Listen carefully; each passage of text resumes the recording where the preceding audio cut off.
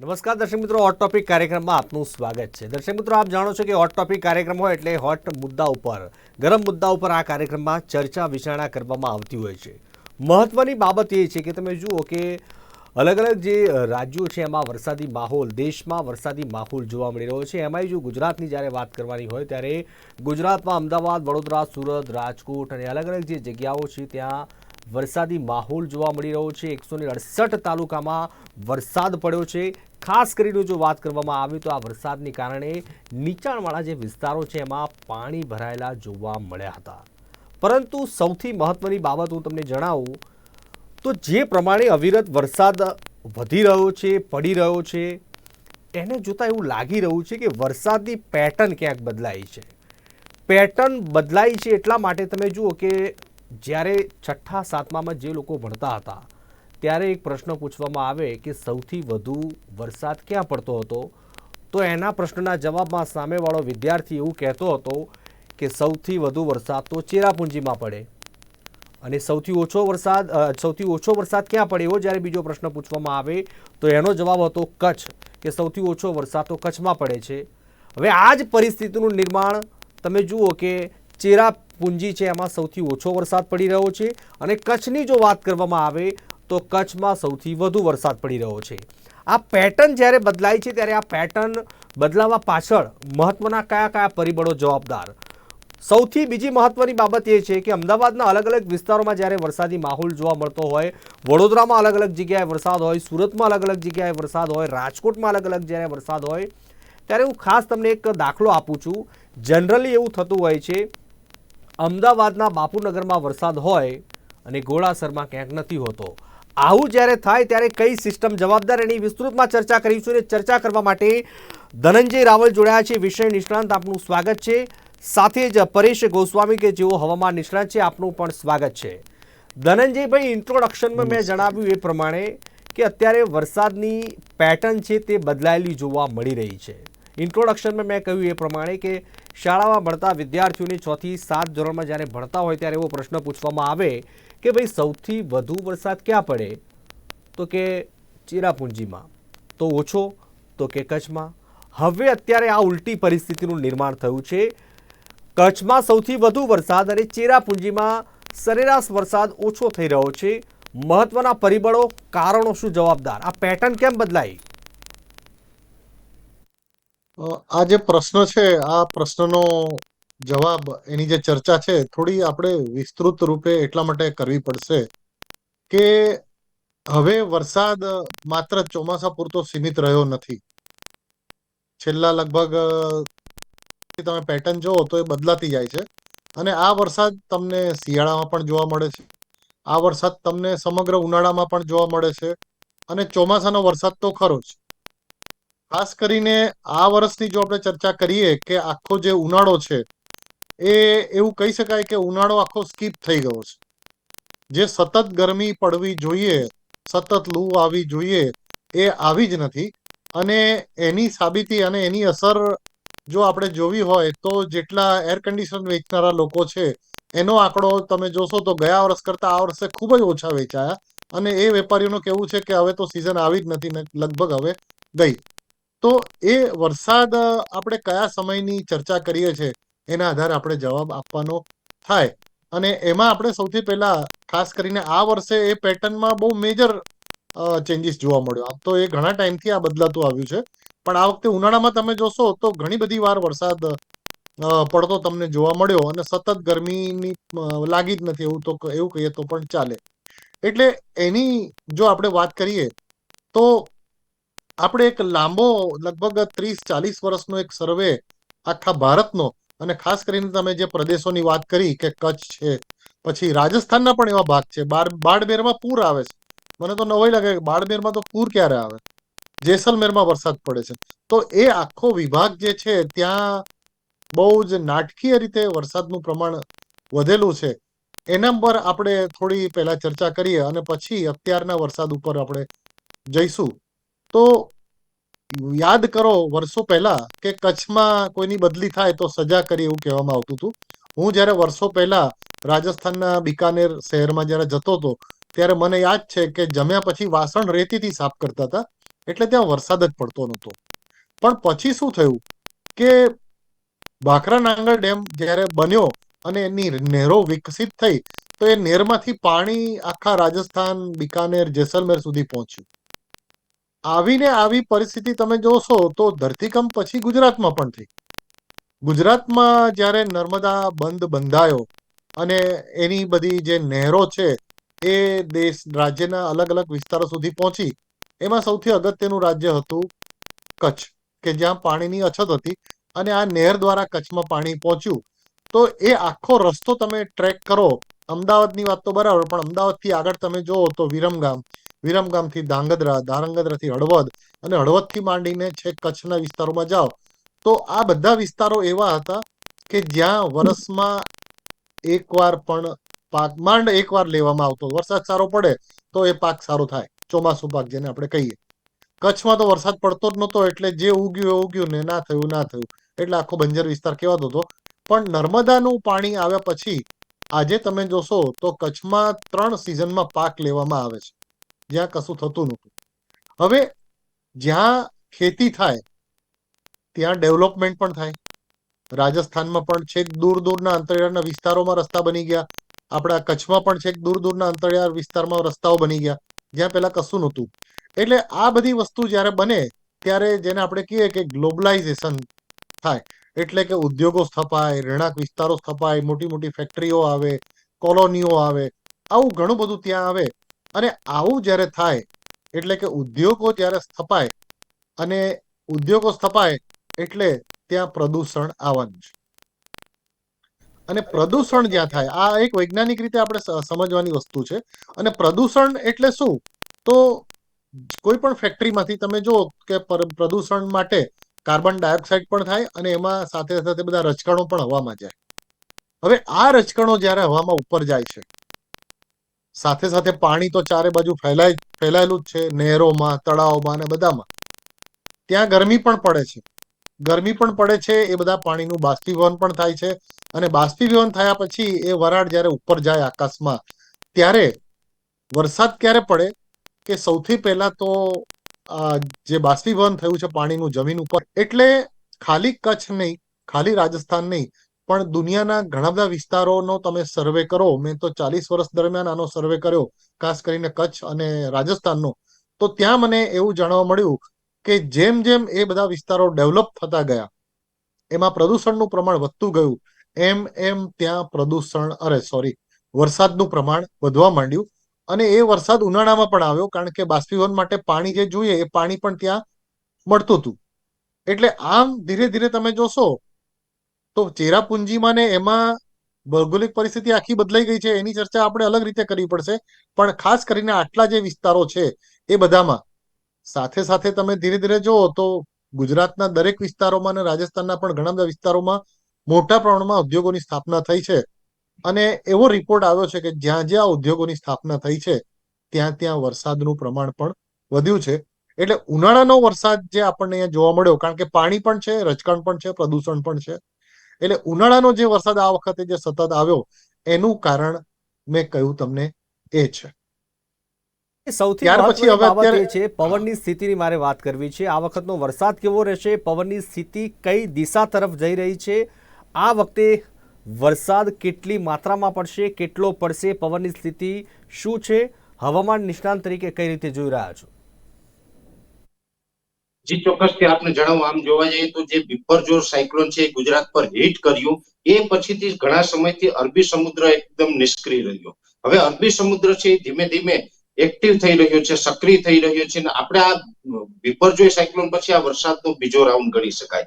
એક રાઉન્ડ છે આપણે 23 જૂન થી લઈને 3 જુલાઈ વચ્ચે આવ્યો, અને આ બીજો રાઉન્ડ છે એ આપણે 6 તારીખે મોડી રાતથી ચાલુ થયો, અને આ રાઉન્ડ છે એ 12 તારીખ સુધી ચાલવાનું છે. પણ જે 23 જૂન થી 3 જુલાઈ અને જે આ 6 તારીખથી લઈને 12 તારીખ સુધીનો જે વરસાદ છે, આ બંને રાઉન્ડ છે એ મોટા ભાગે જોવા જઈએ તો બંગાળની ખાડીના લો પ્રેશર આવ્યા, એને કારણે આપણે આ વરસાદનો લાભ મળી રહ્યો છે. ત્યારે અત્યારના જે રાઉન્ડ વિશે વાત કરવા જાય તો અત્યારે ઘણા બધા ફેક્ટરો એવા છે જેને કારણે અત્યારે આપણે રાજ્યની અંદર સારો વરસાદ નોંધાયો છે ને જે આવનારા દિવસમાં નોંધાવાનો છે.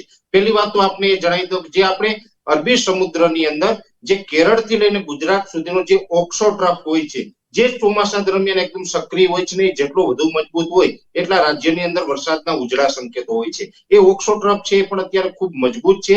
બીજા નંબરની અંદર એક યુએસસી એટલે કે અપર એર સાયક્લોનિક સર્ક્યુલેશન છે એ જે 2 દિવસથી અરબી સમુદ્રની અંદર હતું, આજે મોડી રાતથી ગુજરાત ઉપર સર્ક્યુલેશન આવી ગયું છે. એટલે એ છે એ પણ એક વરસાદી સિસ્ટમને ખેંચવાનું કામ કરી રહ્યું છે. છેલ્લા 2-3 દિવસથી બંગાળની ખાડી તરફથી એક લો પ્રેશર છે ગુજરાત તરફ આગળ વધતું હતું. એ લો પ્રેશર છે મોટા ભાગે એવું બનતું હોય છે કે બંગાળની ખાડીના લો પ્રેશર બને છે એ પહેલા તો બંગાળની ખાડીથી ઉત્તર પશ્ચિમ તરફ ગતિ કરે, મધ્યપ્રદેશ સુધી ઉત્તર પશ્ચિમ તરફ આવે છે અને મધ્યપ્રદેશથી ઉત્તર દિશામાં ગતિ કરે છે. એટલે ગુજરાતની બાજુમાંથી પસાર થઈ જતા હોય છે. એટલે આમ જોવા જઈએ તો જે ગુજરાતમાં વરસાદ આવવાના 2 માર્ગ છે, એક છે બંગાળની ખાડી, બીજો છે અરબી સમુદ્ર. હવે બંગાળની ખાડીનો મોસ્ટ ઓફ આપણે લાભ નતો મળતો, પણ છેલ્લા અમુક વર્ષથી ક્લાઇમેટ ચેન્જ થયું છે જેને કારણે બંગાળની ખાડીની સિસ્ટમ છે એ મધ્યપ્રદેશથી ઉત્તર તરફ ગતિ કરવાની જગ્યાએ ઉત્તર પશ્ચિમ તરફ ગતિ કરે છે. એટલે બંગાળની ખાડીનું લો પ્રેશર છે ડાયરેક્ટ ગુજરાત ઉપર આવે છે. એટલે 23 જૂનથી લઈને 3 જુલાઈમાં પણ બંગાળની ખાડીનું લો પ્રેશર ગુજરાત ઉપર આવ્યું, વરસાદ થયો અને અત્યારે પણ આ લો પ્રેશર છે એ ગુજરાત ઉપર આવી ગયું છે ને એને કારણે આપણે આ વરસાદ જોવા મળી રહ્યા છે. આજે 8 જુલાઈ થઈ ગઈ છે અને આ રાઉન્ડ છે 12 જુલાઈ સુધી ચાલવાનું છે. ત્યારે હું આપને જણાવી દઉં કે આજે મોડી રાત્રે અને આવતીકાલે 9 તારીખે સાંજ સુધી આજે 2 દિવસ સુધી છે એમાં દક્ષિણ ગુજરાત હોય, દક્ષિણ ગુજરાતના તમામ જિલ્લાઓ સાથે સૌરાષ્ટ્રની વાત કરવા જઈએ તો સૌરાષ્ટ્રનું બોટાદ, ભાવનગર, અમરેલી, ગીર સોમનાથ, જુનાગઢ, પોરબંદર, દ્વારકા, જામનગર અને મોરબી આ તમામ જિલ્લાઓની અંદર 2 દિવસ સુધી વરસાદની શક્યતાઓ છે. એમાં સૌથી ભારે વરસાદ કે જેને આપણે રેડ એલર્ટ ગણી શકીએ, અતિ ભારે વરસાદની શક્યતાઓ છે આવનારા 2 દિવસ એ દ્વારકા, પોરબંદર, જામનગરના અમુક પાર્ટ, મોરબી અને ગીર સોમનાથ અને સાથે જુનાગઢના પણ ગીર સોમનાથ સાઈડના દક્ષિણ જુનાગઢના ભાગો છે એમાં અતિ ભારે વરસાદની શક્યતાઓ છે. સામાન્ય રીતે જોવા જઈએ તો જે કચ્છ છે એની અંદર પણ છેલ્લા ઘણા વર્ષથી અમુક ક્લાઇમેટ ચેન્જને કારણે વરસાદોમાં ફેરફાર છે. એવી જ રીતે આ રાઉન્ડની અંદર આવતીકાલે 9 અને 10 એમ 2 દિવસ સુધી કચ્છના પશ્ચિમ ભાગો એટલે કે જે વિસ્તારમાંથી બિપરજોય સાયક્લોન પસાર થયું હતું એ ભુજથી પશ્ચિમ દિશાના તમામ ભાગો છે પાકિસ્તાન બોર્ડર સુધીના એ તમામ ભાગોની અંદર 2 દિવસ સારા વરસાદની શક્યતાઓ છે. 1-2 સ્પેલ ત્યાં પણ અતિ ભારે વરસાદ થઈ શકે છે. ઉત્તર ગુજરાતની વાત કરવા જઈએ તો ઓલ ઓવર ઉત્તર ગુજરાતના જે 5-6 જિલ્લાઓ છે એ તમામ જિલ્લાઓની અંદર 10, 11 અને 12 એમ 3 દિવસ સુધી સારા વરસાદની શક્યતાઓ છે. 9 તારીખે 1-2 સ્પેલ સારા થવાના છે જેમાં સાબરકાંઠા, બનાસકાંઠા, પાટણ, મહેસાણા, અરવલ્લી અને મહીસાગર આ તમામ જિલ્લા છે એમાં સૌથી વધારે વરસાદ છે એ 9 અને 10 તારીખ દરમિયાન બનાસકાંઠા જિલ્લામાં જોવા મળે તેવી શક્યતાઓ છે. ઓલ ઓવર ઉત્તર ગુજરાતની અંદર મધ્યમથી સારો વરસાદ થશે, પણ બનાસકાંઠા જિલ્લો છે એમાં ભારેથી અતિ ભારે વરસાદની શક્યતાઓ સેવાઈ રહી છે. 10-11 તારીખ છે એ 10 અને 11 તારીખમાં મધ્ય ગુજરાત જેમાં આણંદ, નડિયાદ, ખેડા છે, બરોડા છે અને અમદાવાદ, ગાંધીનગર અને કપડવંજ આટલા વિસ્તારની અંદર 10-11 તારીખ દરમિયાન સારા વરસાદોના સંકેતો છે. ઓલ ઓવર જોવા જઈએ તો ગુજરાતના લગભગ મોટા ભાગના વિસ્તારોની અંદર સારા વરસાદના શક્યતાઓ છે અને 1-2 જિલ્લા એવા છે જ્યાં અતિ ભારે વરસાદની શક્યતાઓ છે. સામાન્ય રીતે જોવા જઈએ તો જુલાઈ મહિના દરમિયાન પવનની સ્પીડ હોય છે નોર્મલ હોય છે. નોર્મલ એટલે કે જે પવનની સ્પીડ છે 10 થી લઈને 12 km સુધીની હોય છે, પણ અત્યારે પવનની સ્પીડમાં વધારો નોંધાઈ રહ્યો છે અને ધીમે ધીમે આ સ્પીડ વધી રહી છે. આજે મોડી રાત્રેના આવતીકાલ બપોર સુધીમાં પવનની સ્પીડ લગભગ 18 થી 20 km સુધીની થશે. એટલે 18 થી 20 km એટલે સામાન્ય રીતે જોવા જઈએ તો 35 થી 40 કિલોમીટર પ્રતિ કલાકની ઝડપે પવન ફૂંકાશે. એટલે ખાસ માછીમારી ભાઈઓ કોઈએ દરિયામાં ન જવું આવી દરેક મિત્રોને અપીલ છે, કેમ કે દરિયામાં પણ થોડુંક તોફાન જોવા મળી શકે છે, કરંટ જોવા મળી શકે છે અને ઊંચા મોજા ઉછળે એવી શક્યતાઓ છે. આવનારા 3 દિવસ જેમાં આજે 8, 9 અને 10 એમ 3 દિવસ સુધી દરિયો થોડોક તોફાની રહે તેવી શક્યતાઓ છે અને આપને જણાવ્યા મુજબ રાજ્યના મોટા ભાગના વિસ્તારોની અંદર વરસાદ જોવા મળશે. ઘણી જગ્યાએ આપણે થંડરસ્ટોર્મ એક્ટિવિટીની પણ શક્યતાઓ છે, કેમ કે આ લો પ્રેશર આપણી ઉપરથી પસાર થાય અને થંડરસ્ટોર્મ એક્ટિવિટી થાય એટલે જે ગાજવીજનું પ્રમાણ હોય છે એ વધી જશે. એટલે ઘણા વિસ્તારોની અંદર ગાજવીજ સાથે વરસાદ પડે તેવી શક્યતાઓ હાલ દેખાઈ રહી છે. મહત્વની બાબત એ છે ધનંજયભાઈ, ખાસ કરીને મેં ઇન્ટ્રોડક્શનમાં પણ કહ્યું હતું એ પ્રમાણે અત્યારે પરિસ્થિતિ અલગ પ્રકારની જોવા મળી રહી છે, કારણ કે વરસાદી માહોલ અને આખી પેટર્ન ચેન્જ થઈ ગઈ છે, આખી પેટર્ન બદલાઈ ગઈ છે. તમે જુઓ કે તડકો હોય તો પણ વરસાદ ક્યાંક આવી જતો હોય છે. ભર બપોરનો 2-2:30 વાગ્યાનો જ્યારે તડકો હોય ને અચાનક જ્યારે વરસાદ 2 થી 2.5 ઇંચ જેટલો વરસાદ પડી જાય છે. આ પાછળ જવાબદાર કારણો શું? બીજી તરફ જો વાત કરવામાં આવે અમદાવાદની, હું તમને ખાસ એક દાખલો આપું કે જમાલપુરમાં વરસાદ છે અને પાલડીમાં વરસાદ નથી. આવું કેમ થતું હોય છે? આના પાછળ મહત્વના પરિબળો કયા જવાબદાર? શું માનો છો આપ? આપે જે બે પ્રશ્નો પૂછ્યા એ બંને પ્રશ્નોના જવાબ જો આપણે આપીએ તો એમાં એવું કહી શકાય કે વાદળા જે આપણા ઉપર આવે છે, આકાશમાં જે આવે છે, એ વાદળા અલગ અલગ પ્રકારના આવે છે. ધારો કે ઘણી વખત એવું થાય છે કે વાદળા ચારે બાજુ આકાશ એટલે સમગ્ર વિસ્તારોમાં ગોરંભાયું હોય અને એ જ્યારે વરસાદ પડે, જેને આપણે હેલી કહીએ છીએ, એટલે દરેક જગ્યાએ તમને હા આ વાદળો ફાટે ખરા? હા શું લાગે છે આપને? હા, એની પણ આપણે વાત કરીશું. પણ પહેલા આપણે બે પ્રશ્નોની ચર્ચા કરીને પછી વાદળ. એ ફાટે ખરા, હું એમ પૂછું હા છું. હા હા હા હા વાદળા એટલા માટે ફાટે કે જે હું કહું છું કે વાદળાનું જે પ્રમાણ છે, દાખલા તરીકે એક તો એકદમ જેને કહેવાય કે ડેન્સ જે હોય, એટલા બધા વાદળો હોય, તો એ વખતે જ્યારે વરસાદ પડે ત્યારે તમને દરેક વિસ્તારોમાં વરસાદ તમને જોવા મળે. પછી ડેન્સ પછીનો જે આવે મધ્યમ તબક્કો, તો એ મધ્યમ તબક્કામાં કેવું હોય કે વાદળ તમને આકાશ તો ચારે બાજુ વાદળછાયું દેખાય, પણ જેમાં પાણીનું પ્રમાણ અથવા એનું ડેન્સનું પ્રમાણ જ્યાં વધારે હોય તો એ વિસ્તારમાં એ વરસી જાય અને બાકી જગ્યાએ જે છે તમને ખાલી દેખાય, જે તમે વાત કરી કે અમુક વિસ્તારમાં હોય ને અમુક વિસ્તારમાં ના હોય. અને આ તબક્કો જ્યારે પૂરો થાય એટલે એ આખું જે કહેવાય કે રાઉન્ડ પૂરો થવા આવ્યો હોય અને પાછળ જે આછા વાદળા જે બચી ગયા હોય, એ વાદળા જ્યારે બચી ગયા ત્યારે કેવું થાય કે તમને તડકોય દેખાય ને વરસાદ પડતો દેખાય. આપણા ગુજરાતીમાં આપણે એને નાગો વરસાદ તરીકે ઓળખીએ છીએ. એટલે આ અલગ અલગ વિસ્તારોમાં વરસાદ કેમ પડે, વધારે ઓછો પડે છે, એનું કારણ આ પણ હોય. ઘણી વખત એવું પણ બને છે કે અમદાવાદમાં વરસાદ હોય ને સાણંદમાં વરસાદ ના હોય, તો એનું પ્રમાણ પણ ફરી ફરીને એ લોકલ લેવલ જે તે છે એ જગ્યાનું ઉષ્ણતામાન. દાખલા તરીકે અમદાવાદમાં ચારે બાજુ એસી ચાલે છે, ઉદ્યોગો ચાલે છે, વાહનો ફરે છે, તો આ બધી જગ્યાએ કેવું છે કે એનું ટેમ્પરેચર, રોડ પણ તમે જુઓ તો ડામરના છે, એટલે સૂર્યપ્રકાશ પડે એટલે સખત ગરમ થાય અને એ ગરમીમાં વધારો કરે છે. એટલે આ ઓવરઓલ જ્યારે ગરમીમાં વધારો થાય એટલે વિજ્ઞાનના સિદ્ધાંત પ્રમાણે હવા જે ગરમ થાય જમીનની સપાટી ઉપર, એ હવા ગરમ થઈને ઉપર જાય. હવે એ હવા જ્યારે ઉપર જાય તો એની જગ્યા કોણ રોકે? તો આજુબાજુથી વાદળાઓ આવીને જગ્યા રોકે અને એ જગ્યા જ્યાં રોકાય ત્યાં જબરજસ્ત કડાકા અને ભડાકા સાથે વરસાદ પડે અને આપણે નવાઈ લાગે કે અહીંયા આટલું બધું થયું જ્યારે ત્યાં કશું થયું નથી. એક આ થઈ. અને જેને કહેવાય કે વાદળ ફાટે, જેની વાત કરીએ, નોર્મલી વાદળ ફાટવાની જે ક્રિયા છે એ પહાડી વિસ્તારોમાં વધારે થાય છે.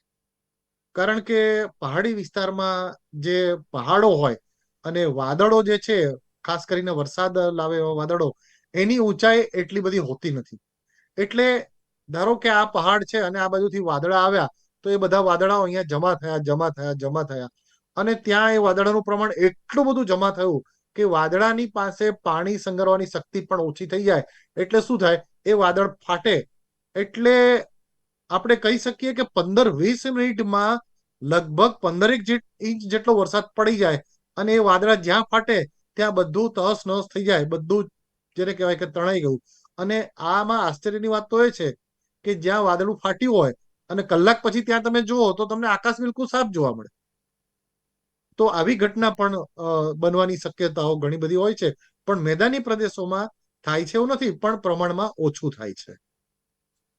વાત મારે એ જ કરવી છે તમને જ કે આ વીજળી શું છે? વીજળી તમે જુઓ કે અલગ અલગ જગ્યાએ પડતી હોય છે. આ વીજળી પડવાનું મહત્વનું કારણ શું છે?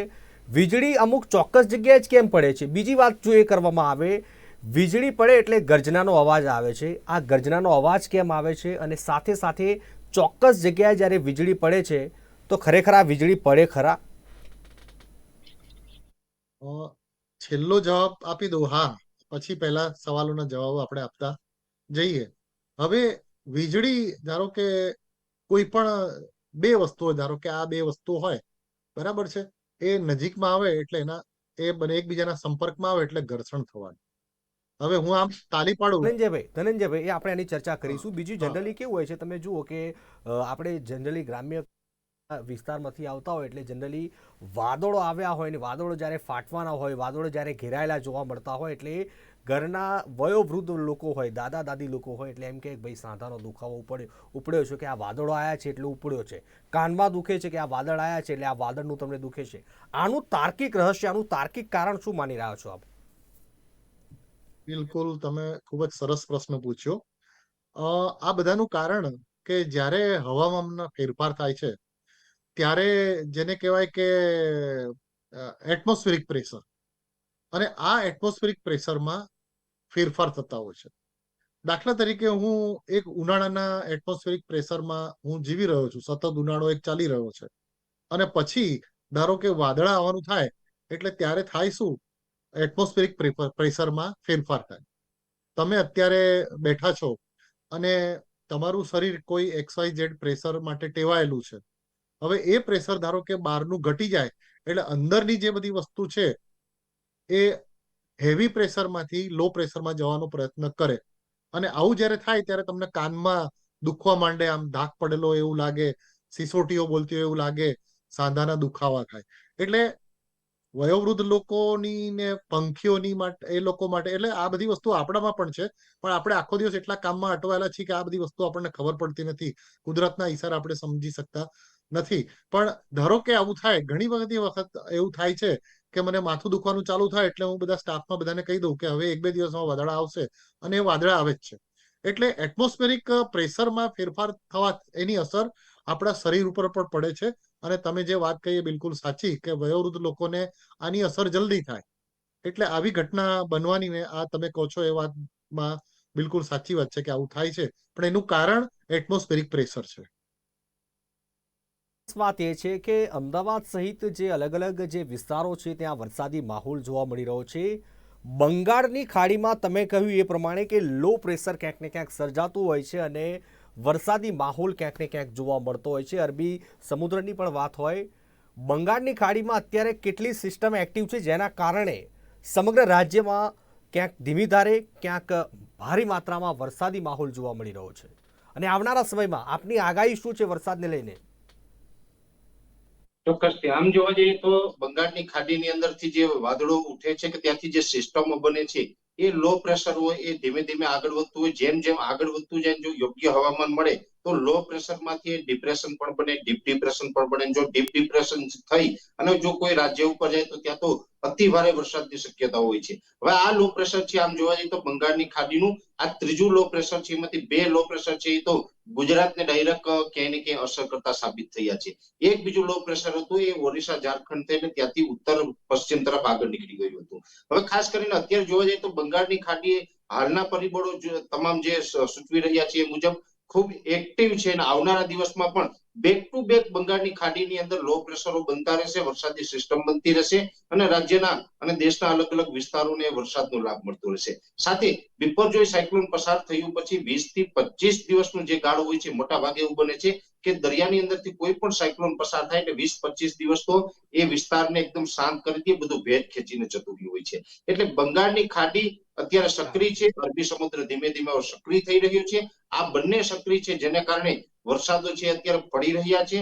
લો પ્રેશર આ એક પૂરું થાય પછી આવનારા દિવસની વાત કરવા જઈએ તો આગોતરા એંધાણ તરીકે આપણે ગુજરાતના નાગરિકોને એટલું સૂચવી શકીએ છીએ કે જેવું આ રાઉન્ડ છે 12 તારીખે પૂરો થાય પછી જે પણ કામ હોય એ તાત્કાલિક ધોરણે સમેટી લેવાય. એનું કારણ એ છે કે બંગાળની ખાડી અને અરબી સમુદ્ર બંનેના સંયોગને કારણે આવનારા દિવસમાં 17-18 થી પાછો ત્રીજો રાઉન્ડ વરસાદનો નવો ચાલુ થાય તેવી શક્યતાઓ છે.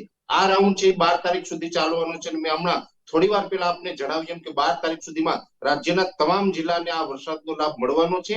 વચ્ચે 2-5 દિવસનો ગેપ છે. 5 દિવસના ગેપ બાદ 17-18 તારીખમાં ફરીથી એક લો પ્રેશર આવશે, ને જેને કારણે પણ રાજ્યમાં વરસાદનો લાભ મળશે. હવે જોવાનું એ છે કે આવનારા સમયમાં જે 17-18 તારીખમાં લો પ્રેશર બનીને ગુજરાતને વરસાદનો લાભ મળશે, એ લો પ્રેશર કેટલું મજબૂત હશે એના ઉપરથી નક્કી થશે કે કેટલા વિસ્તારને લાભ મળશે ને કેટલી માત્રામાં મળશે. પણ એકંદર જુલાઈ મહિનો છે વરસાદથી ભરપૂર રહેવાનું છે એવું ચોક્કસ કહી શકાય. સૌથી મહત્વની બાબત એ છે કે વરસાદી માહોલ ક્યાંક ને ક્યાંક જોવા મળી રહ્યો છે. અમદાવાદ હોય, વડોદરા હોય, સુરત હોય કે રાજકોટ હોય, તમામ જગ્યાએ જ્યારે ક્યાંક અમી છાંટણા, ક્યાંક સાંભેલા ધાર કે અવિરત જે વરસાદ છે તે જોવા મળી રહ્યો છે.